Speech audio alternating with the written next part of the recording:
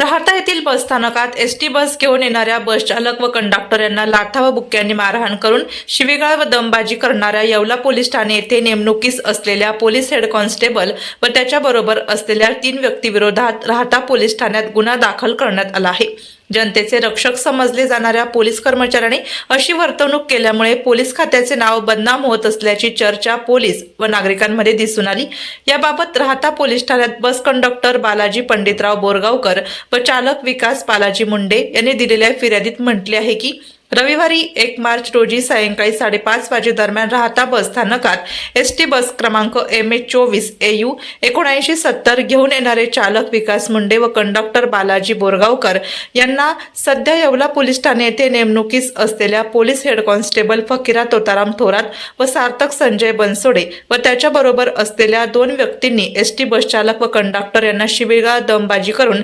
लाथाबुक्क्यांनी मारहाण करून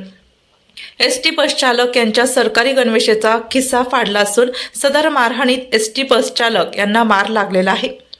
तसेच पोलीस यांना देखील दमबाजी करून मी पोलीस आहे तुमच्यावर, तसेच पोलीस उपनिरीक्षक लेंडे व पोलीस ठाणे अंमलदार बर्डे यांना तुम्हाला सर्वांना कामाला लावून टाकेल व तुमच्यावर अॅट्रॉसिटीचा गुन्हा दाखल करेन अशी धमकी दिली व फिर्यादी हे शासकीय कर्तव्य पार पाडत असताना कामात अडथळा निर्माण केल्याप्रकरणी राहता पोलीस ठाण्यात पोलीस हेड कॉन्स्टेबल फकीरा तोताराम थोरात व त्याच्याबरोबर असलेल्या 3 व्यक्तीविरोधात 132, 121(1), 351(2), 352 3-5 कलम प्रमाणे गुन्हा दाखल करण्यात आला असून सदर घटनेचा पुढील तपास पोलीस उपनिरीक्षक कुमावत हे करीत आहेत।